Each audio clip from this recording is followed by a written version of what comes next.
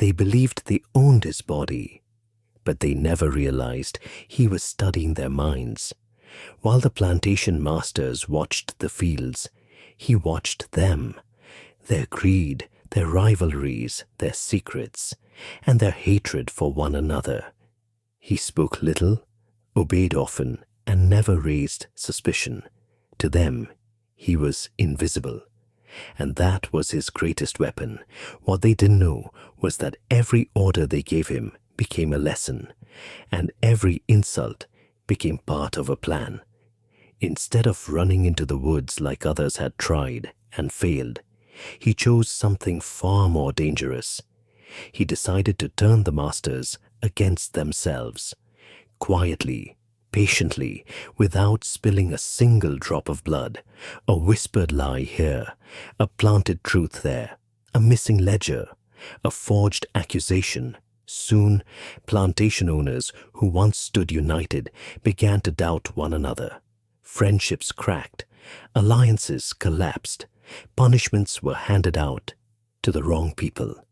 As their world descended into suspicion and paranoia, the slave they thought they controlled was already several steps ahead, guiding their anger, shaping their fear, and steering them toward their own ruin.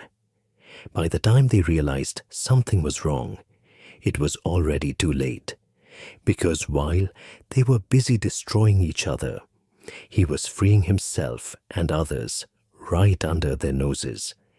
And this is the true story of how one enslaved man used intelligence, patience, and psychological warfare to achieve what chains were meant to make impossible: freedom.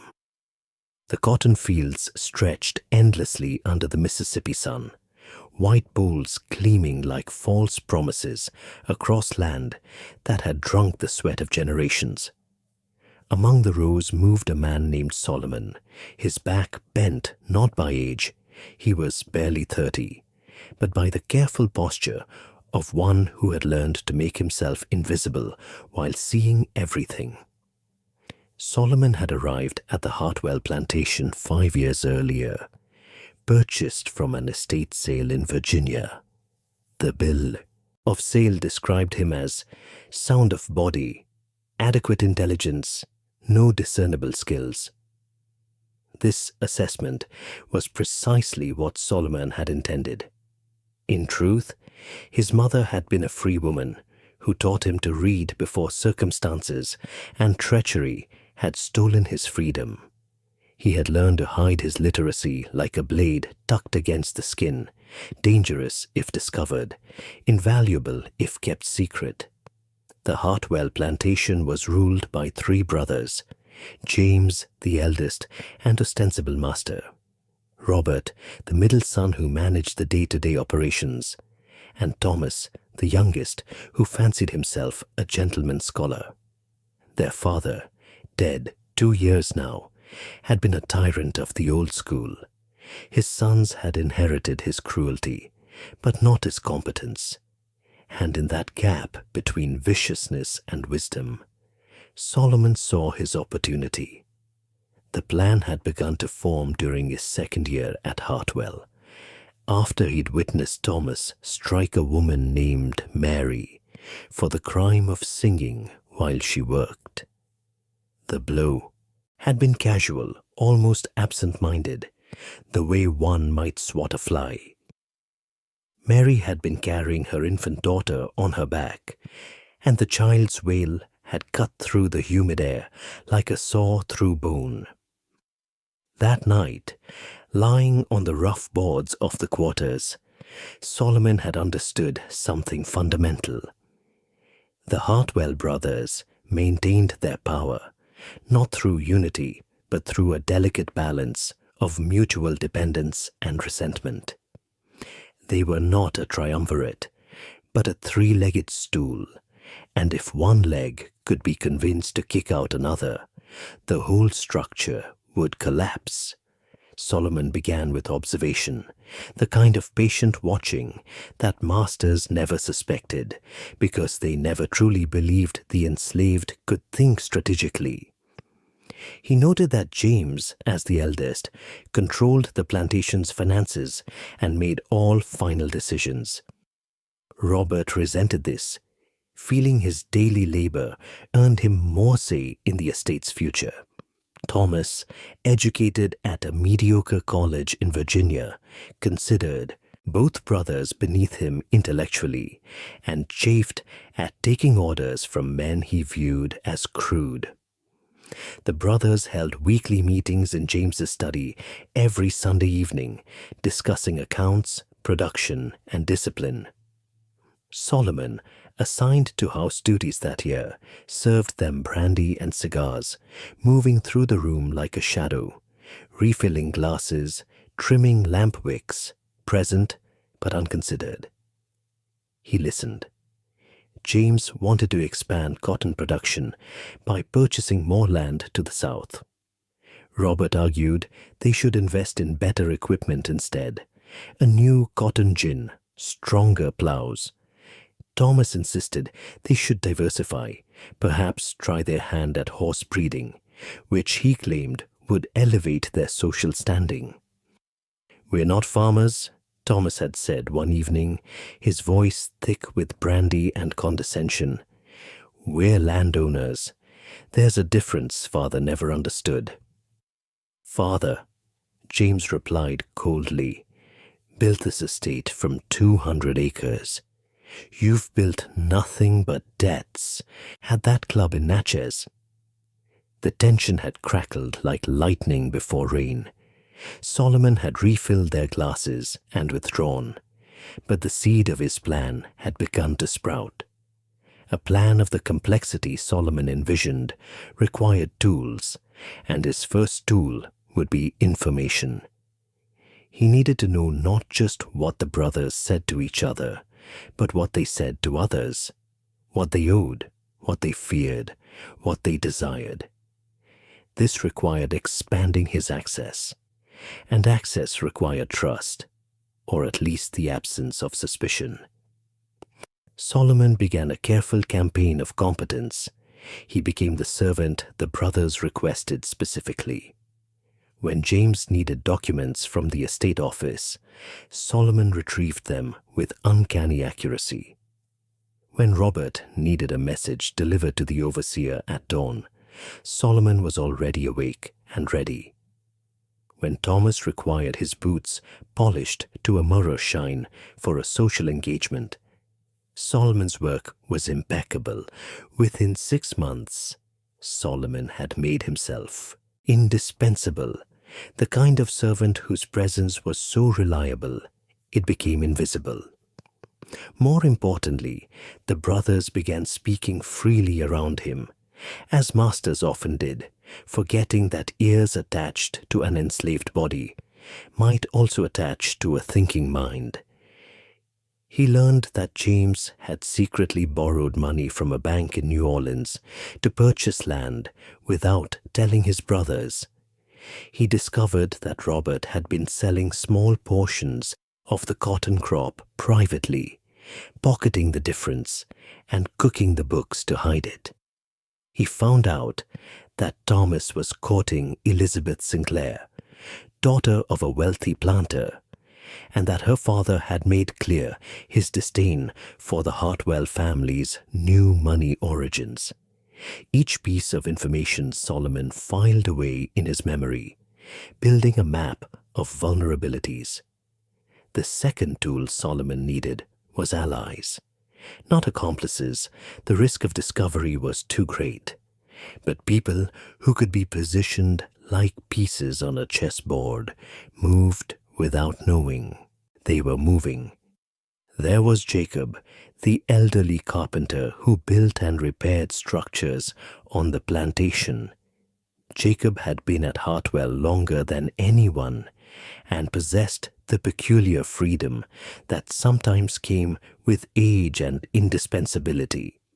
He could move across the property with minimal oversight. There was Ruth, who worked in the kitchen and had the ear of Margaret, James's wife. Ruth's gossip flowed like the creek after rain, and what she heard in the kitchen often reached the parlor. And there was Samuel, the overseer's assistant, a white man of limited intelligence but considerable ambition, who resented being subordinate to the Hartwell brothers, despite his race supposedly entitling him to more. Solomon never spoke to any of them about his plan. Instead, he learned to nudge, to suggest, to plant seeds that would grow in directions he needed. The first seed was planted on a Tuesday evening in March.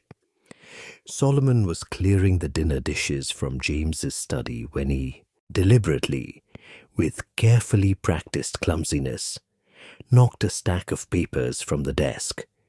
As he scrambled to gather them, he made certain that one particular document, a letter from the New Orleans bank regarding James's loan, ended up face up, where Robert, entering the room at that moment, could not help but see it.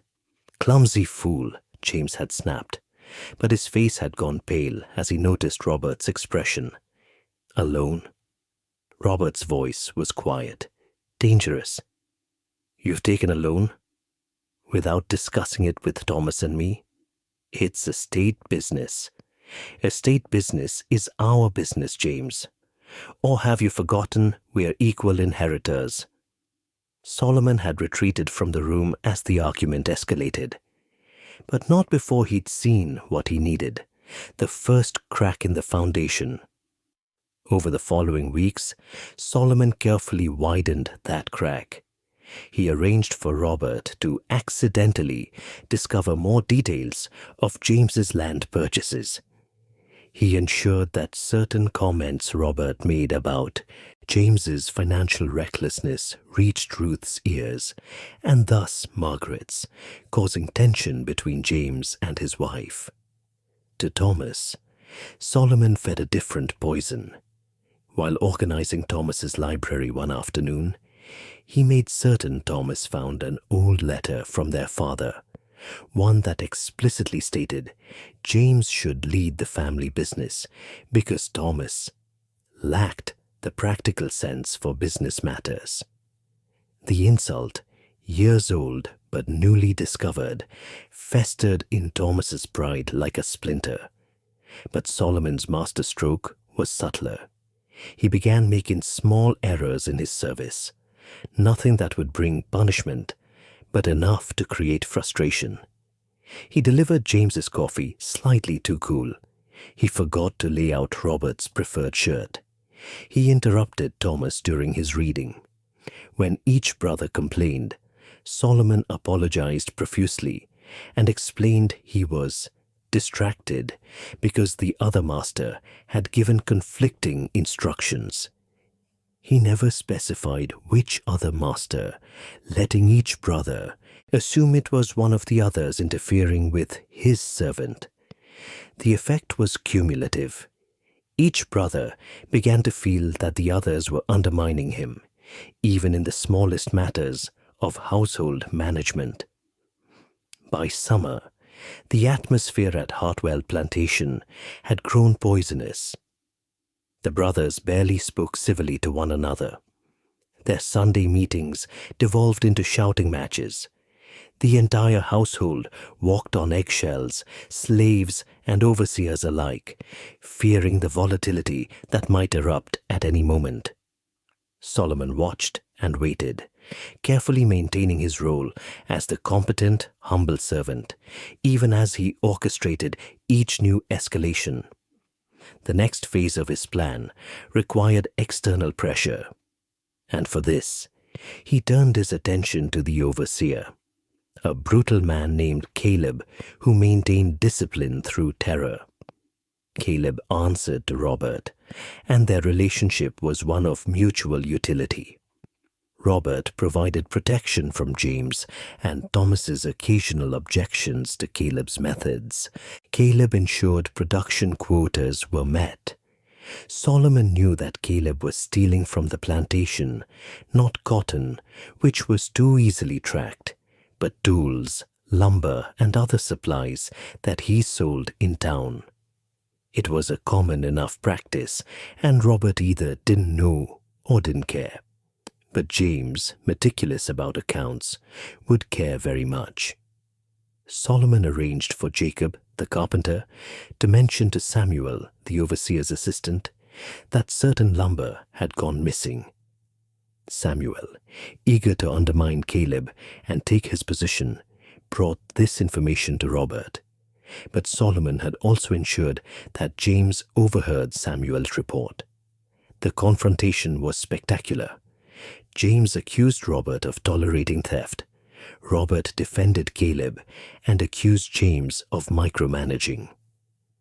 Thomas, sensing an opportunity to wound them both, sided with James but suggested the real problem was Robert's incompetent management. Caleb was dismissed, but the damage to the brothers' relationship was far more significant than the loss of an overseer.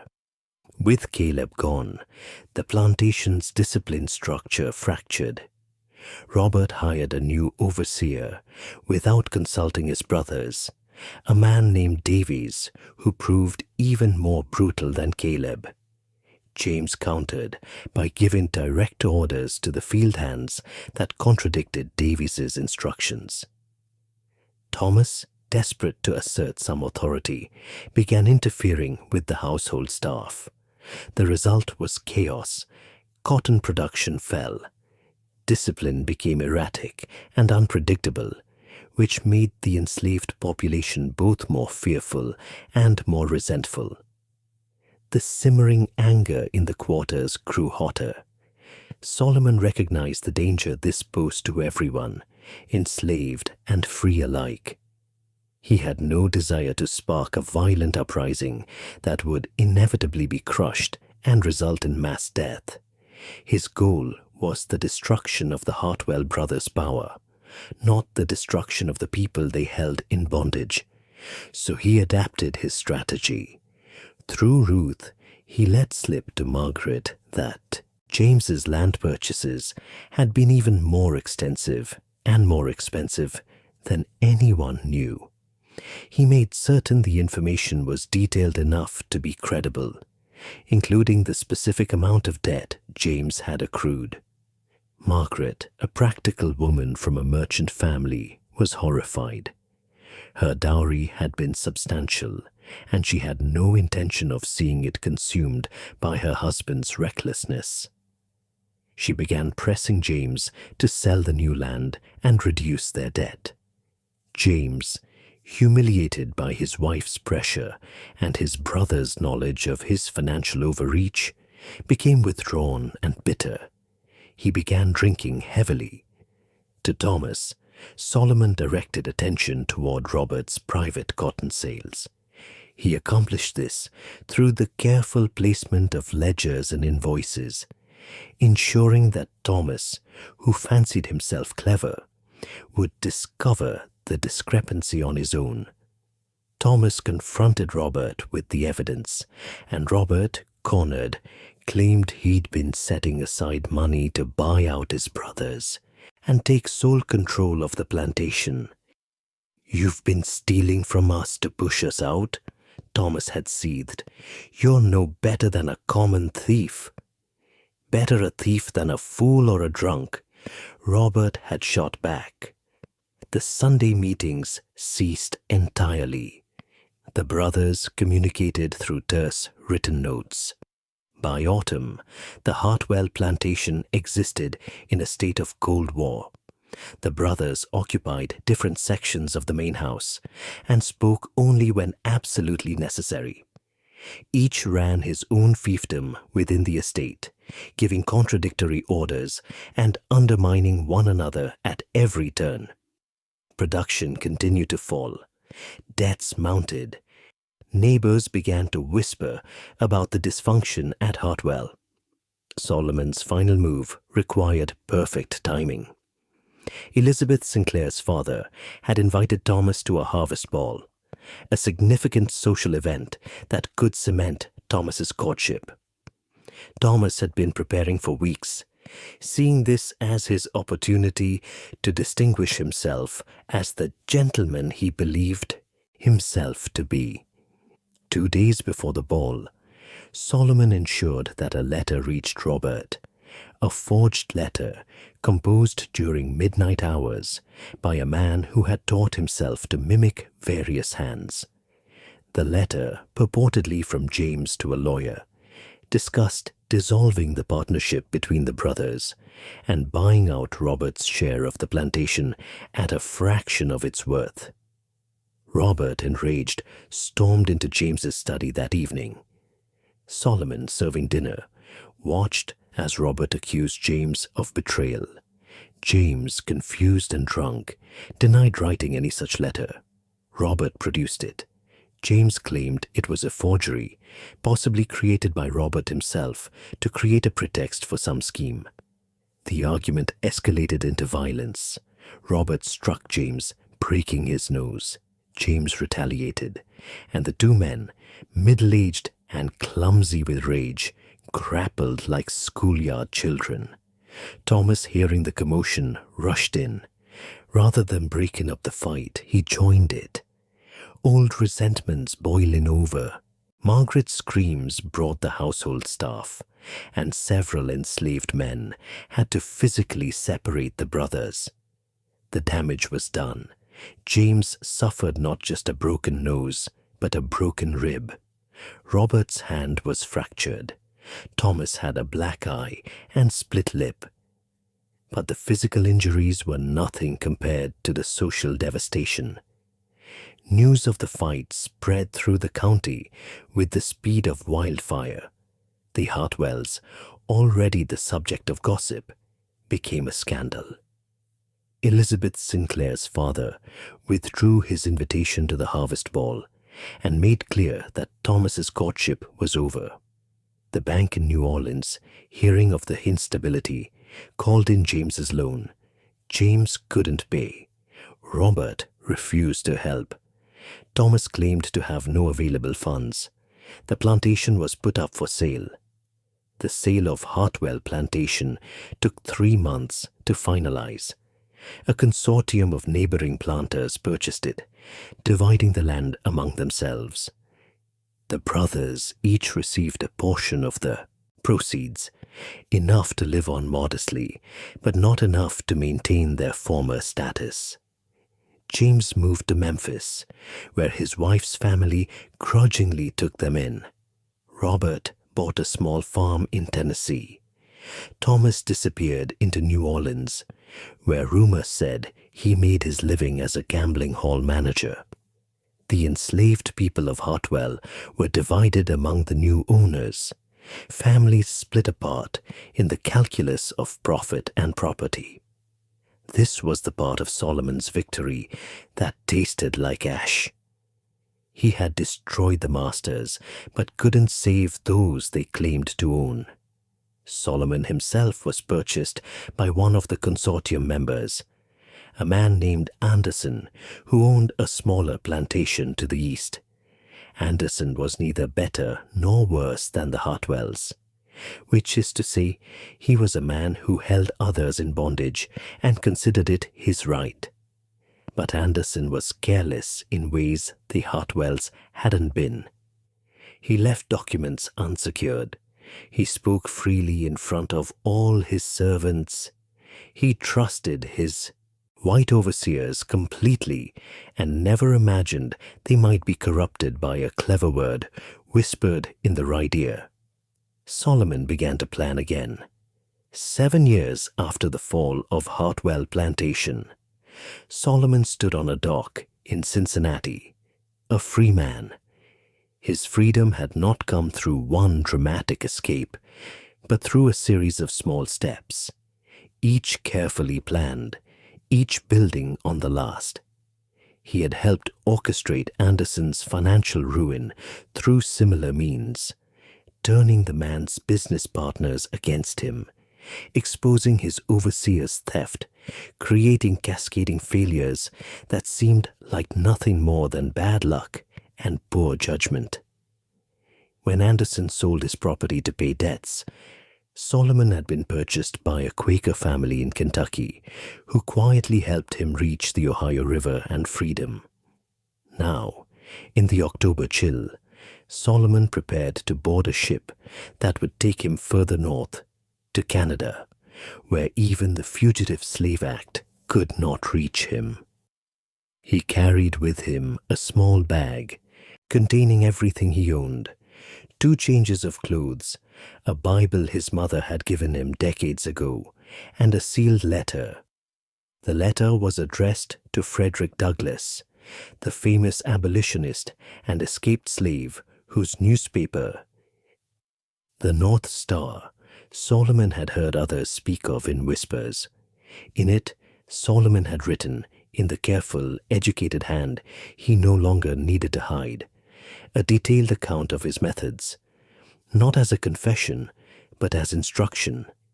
He described how he had identified the fractures in the foundation of the Hartwell brothers' power, how he had applied pressure to those fractures, how he had turned the master's own cruelty, greed, and pride against them, how he had brought down not 1 but 2 plantations without ever raising a hand in violence. Slavery, he had written, is not maintained by force alone, but by a system that depends on the complicity of those who benefit from it. Break that complicity, turn the masters against each other, expose their hypocrisies, reveal their weaknesses, and the system begins to consume itself. A house divided cannot stand, and the master's house has many divisions if you know where to look.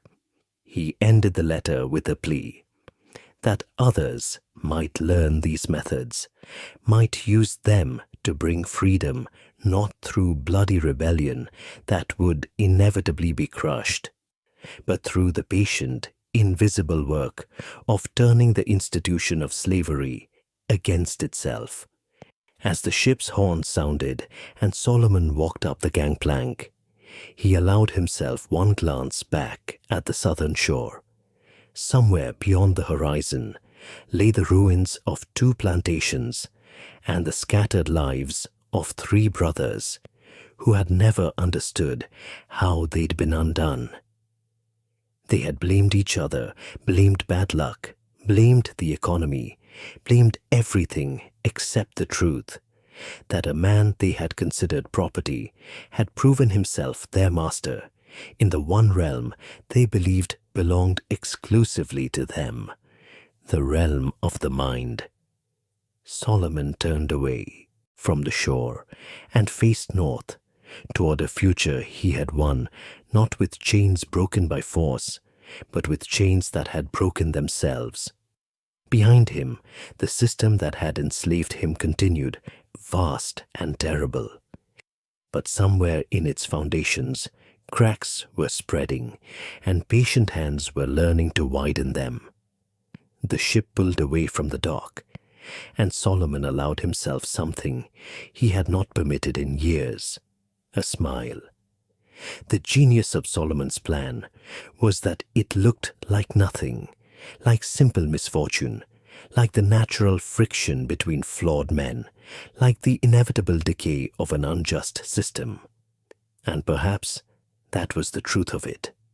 Perhaps he had merely helped the plantation masters do what they were always going to do, destroy themselves through their own fundamental inability to see the humanity in those they oppressed. The greatest trick of the enslaved was not to rebel openly, for that path led only to death. It was to make the masters believe their downfall was their own fault, their own failure, their own tragic flaw, never suspecting that the poison had been administered by the hands that had served them dinner, one careful drop at a time.